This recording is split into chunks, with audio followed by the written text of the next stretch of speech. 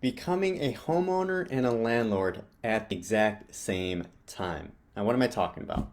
Hopefully, you're having a wonderful Monday. It finally cooled off after the scorching hot weekends. Hopefully, you're enjoying it. We're here every Monday going live on Chris's Corner talking about some real estate tips that could be helpful for you. So, becoming a homeowner and landlord at the same time, how does this happen? Does this happen? Yes, it does happen. We're actually working with some buyers who are going to be closing on their first home tomorrow, and they're going to be homeowners and landlords at the same time. Now, we've talked about this strategy in the past called a rent back. If you're selling your house and you need to find another place to live, you have this option for you called the rent back.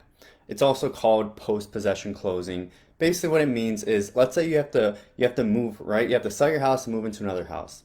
It basically is you sell your house, you stay in your house for maybe a day, 2 days, a week, 2 weeks, whatever you agree on. You sell your house, you stay in your house, and then eventually in that period, you buy your next house and you move your things into the next house.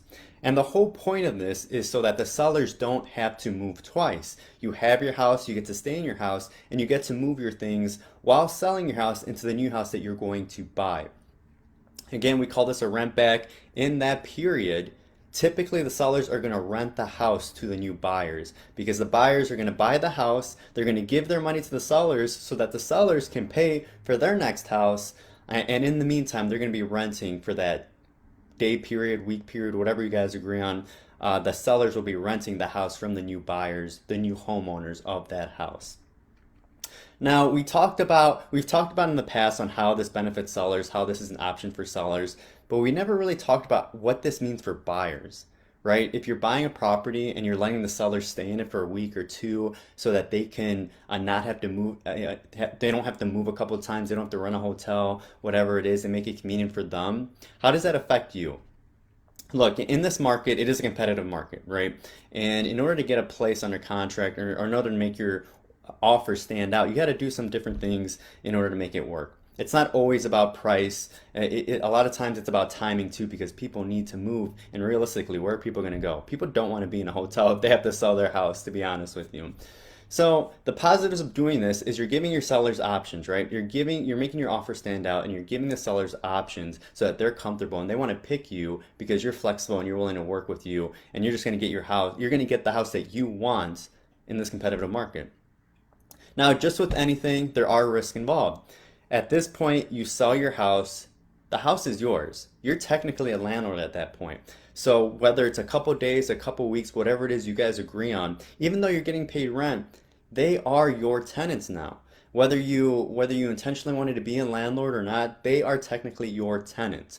And let's say something happened in those sellers and they decided not to move, they decided not to buy, whatever happened, whatever the case would be, technically they could just stay in the house. And at that point, not only are your moving plans kind of blown up, but now you have to go through the process of evicting the old home sellers because they're not willing to move. Again, they're treated just like tenants at this point. And if they're not willing to move out, then you have to evict them. And that process isn't fun and it's not easy. So there are some risk involved. Does this happen No, it doesn't happen that often. I wouldn't expect it to happen, but again, you want to know what's involved, what risks are involved, what could happen if you go down this route, just so you have your bases covered and you know what you're getting into.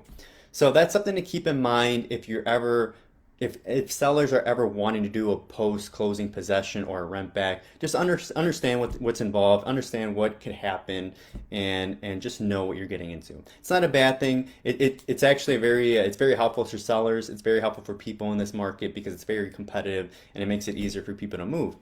So that's kind of the gist of what happens to buyers and what's some consequences that can happen if you're not paying attention or you don't know what's involved. So that's that's our Chris's Corner for today. If you have any questions more on post-closing possessions, what it can mean for you, if it's something you're doing down the line, how that can work for you, or if you're selling and you're wondering how that can work for you, send us a message. We'll be happy to answer any questions that you guys got.